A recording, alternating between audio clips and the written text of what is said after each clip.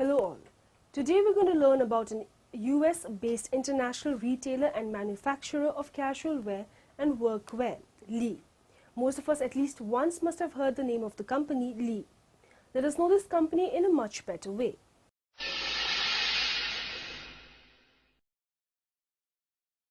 Lee is an American brand of denim jeans, first produced in 1889 in Salina, Kansas. The company is owned by VF Corporation, the largest apparel company in the world. Its headquarters is currently in Merriam, Kansas, just outside of Kansas City, Missouri. The company states that they are an international retailer and manufacturer of casual wear and workwear, that they have more than 400 employees in the United States. In Australia, the brand is owned by Pacific Brands since 2007 after it was acquired from Yaka.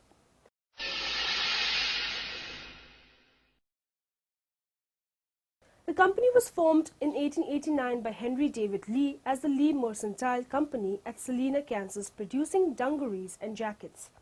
The growth of Lee was prompted by the introduction of the Union all-work jumpsuit in 1913 and the first overall in 1920. Later in the 1920s, Lee introduced a zipper fly and continued to expand.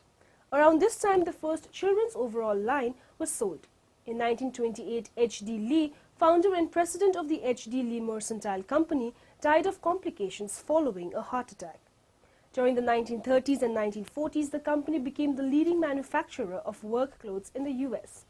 In 1944, the Lazy S became the official Lee back pocket. A flood wiped out Lee's Kansas City distribution center. It ruined the entire stock of merchandise except the Buddy Lee dolls, which floated. In 1954, Lee expanded into casual wear. During the 1960s, the company expanded to 81 countries and in 1969 was acquired by VF Corporation, becoming a brand. Lee aired its first television advertisement, which promoted Lee Western wear. In the 1970s, Lee shifted its focus from the workwear business and began catering to fashion cycles. Lee created an all-new fit for women under the Miss Lee label. A youth wear line for boys and girls was introduced. Working with the Entertainment Industry Foundation, Lee National Denim Day has raised over $75 million to help fund breast cancer research programs. In 2014, the brand was relaunched in Paris via the Stadium Paris store.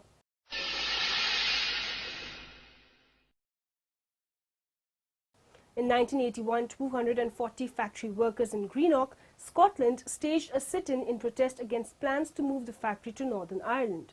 What was planned as a one-night protest continued for 7 months. As of 2005, Lee jeans have been manufactured by Arvind Mills in a number of small factories in Chamarajanagar, India. 60,000 workers produce 5,000 pair of jeans a day.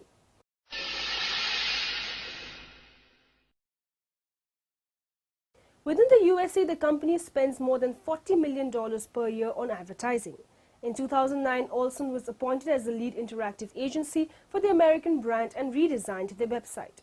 Barclay Incorporation had previously handled interactive advertising for the brand.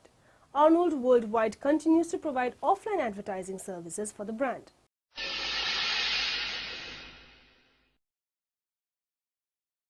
Lee's leather logo patch has always been through an interesting transformation as the company has evolved. In 1936, hair-on-hide labels were stitched to the back of the jeans.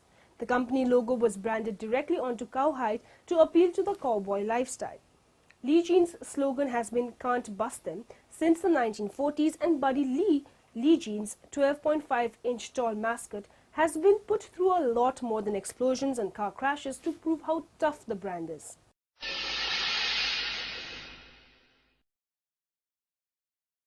In 1911, Lee manufactured their first bib overalls, but the company did not become a household name until 1913, when they pioneered the first full jacket overall, the Lee Union All.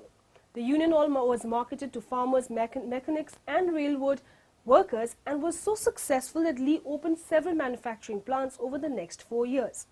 The 1920s were a huge decade for Lee, seeing the birth of two of their claims to fame. In 1920, Lee introduced their mascot Buddy Lee. In 1926, Lee was manufacturing a heavy 13-oz jean called the cowboy pant, marketed for seamen, loggers and cowboys. The cowboy pant was also known as the Lee 101, and then in 1926, Lee introduced the 101Z, the first jean with a zip fly.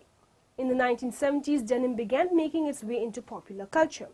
In 1954, James Dean could be seen wearing jeans in East of Eden, and Lee 101Z riders quickly become one of James Dean's jeans of choice. With the budding casual market, Lee created their leisures line and over the next 10 years developed stretch pants and permanently pressed slacks called Lee Pressed. By 1970, Lee was exclusively catering to fashion and exporting their garments to over 80 countries.